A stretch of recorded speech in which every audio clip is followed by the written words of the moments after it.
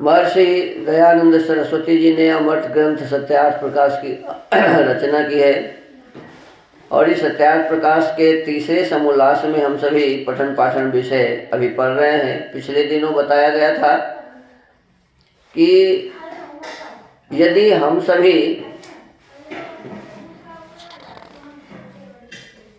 ये ध्यान रखें कि हमें विद्या प्राप्त करना है, यह निश्चय करें, तो हम विद्या को प्राप्त कर सकते हैं। इसमें विशेष रूप से बताया गया था कि विद्या प्राप्त करने के लिए हमें बुद्धिमान होना बहुत जरूरी है। पहली बात क्या है? ये सबसे पहली कसौटी है।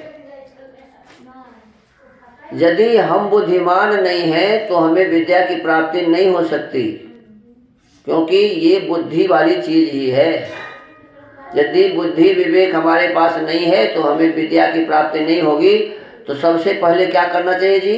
अपने भीतर में बुद्धि को बढ़ाने के जो कार्य हैं वो सीखने चाहिए। तो बुद्धि कैसे बढ़ाई जाती है? बुद्धि बढ़ाने के लिए गायत्री का जप करो, ओम का जप करो। प्रभु हमारी बुद्धि को श्रेष्ठ मार्ग पर चला, धियो यो नः प्रचोदयात्। तो गायत्री का जप, ओम के जप से, अपने श्वास को बार बार भीतर जाते हुए देखने से, बाहर आते हुए देखने से, मन को एकाग्र करने से बुद्धि बढ़ती है। तो बुद्धि को बढ़ाइए। दूसरी बात इसमें बताया कि यदि आपको विद्या प्राप्त करनी है तो पुरुषार्थ करिए, बहाना मत करिए कि जगना है 4 बजे तो 4 बजे गुरुजी हमको तो बुखार लग गया। अब बताओ, अरे आपको जगना है, नियम है, और उस समय आप कहते हैं कि बुखार लग गया। और फिर भोजन के समय में खूब बढ़िया थाली सजा करके बैठ जाते हैं, दही चूड़ा भात दाल सब पाते हैं। तो ये कैसा बुखार है जी? ये बुखार है क्या? तो आपको अपने भीतर में पुरुषार्थ करने की योग्यता होनी चाहिए, अर्थात मेहनत परिश्रम।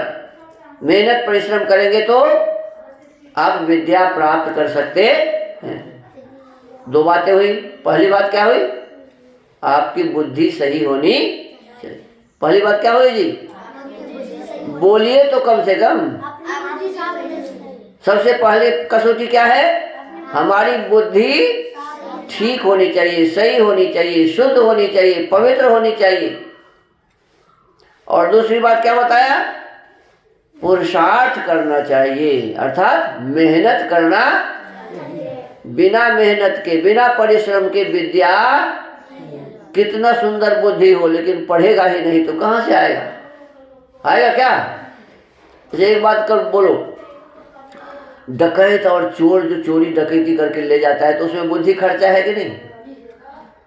वो भी बुद्धि का काम कर रहा है, विद्या में नहीं लगाया और चोरी डकैती में अपनी बुद्धि को लगाया। तो अपने बुद्धि को जिस क्षेत्र में प्रयोग करेगा वैसा ही बनेगा।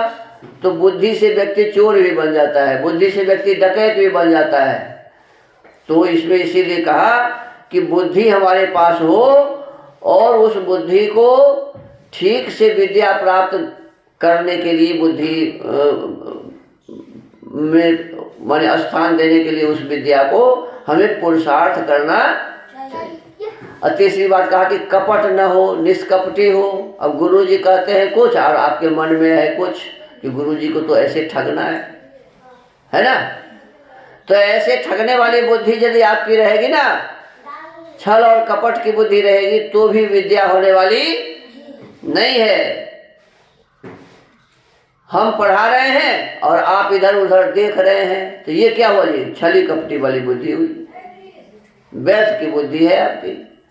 तो बुद्धि बिल्कुल हमारे आपके सही होनी चाहिए और निष्कपट होने चाहिए। क्या होने चाहिए? निष्कपट। और फिर कहते हैं विद्या बुद्धि को बढ़ाने की आपकी इच्छा होनी चाहिए। क्या होनी चाहिए?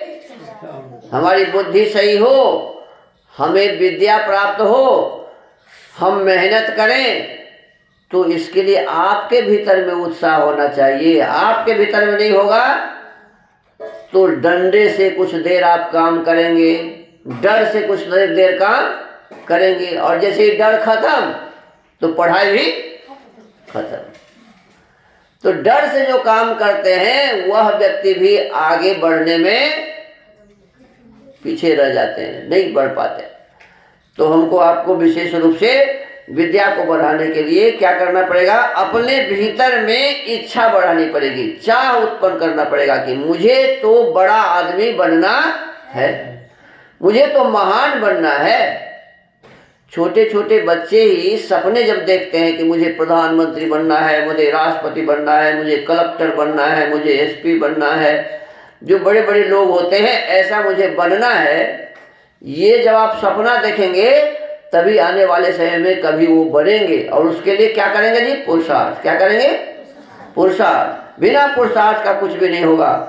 तो बुद्धि आपकी ठीक होनी चाहिए, सही होनी चाहिए, पुरुषार्थ आप करें, मेहनत करें, कोई कपट छल न हो, और विद्या प्राप्त करने की इच्छा भी आपके भीतर में होनी चाहिए। इतना यदि होगा, और फिर एक बात और कहा कि प्रतिदिन विद्या का अभ्यास करना, कभी पढ़ा कभी नहीं पढ़ा, कभी इधर चला गया कभी उधर चला गया, तो ऐसे व्यक्तियों को भी विद्या प्राप्त नहीं होती है।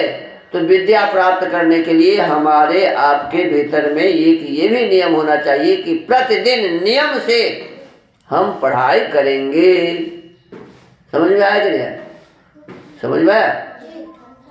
तो ये यदि आपके भीतर है, बुद्धि ठीक है, पुरुषार्थ करते हैं, निष्कपटी हैं, विद्या बढ़ाने की चाहना है, इच्छा है, और आप प्रतिदिन विद्या प्राप्त करते हैं, और गुरुजी भी इसी प्रकार के हैं, गुरुजी भी बुद्धिमान हैं, पढ़ाने में पुरुषार्थी हैं, गुरुजी भी निष्कपटी हैं, गुरुजी भी विद्या पढ़ाने की इच्छा रखते हैं, और गुरुजी भी नित्य पढ़ाते हैं, तभी विद्या बढ़ती है। अन्यथा विद्या बढ़ाने का और कोई उपाय नहीं है।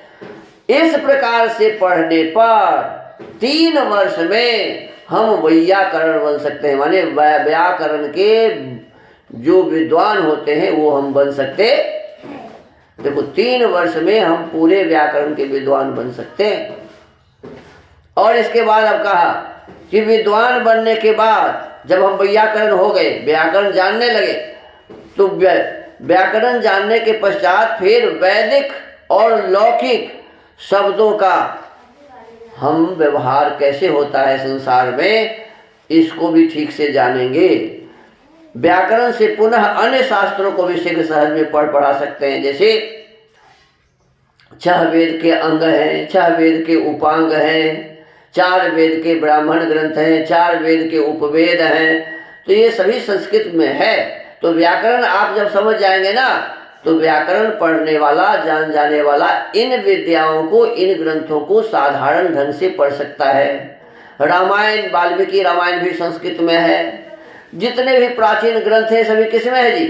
संस्कृत में लिखा हुआ है। तो जो व्याकरण पढ़ लेगा वो अन्य शास्त्रों को भी ठीक से पढ़ सकेगा और जल्दी पढ़ लेगा। यही कहते हैं कि अन्य शास्त्रों को शीघ्र सहज में पढ़ा सकते हैं।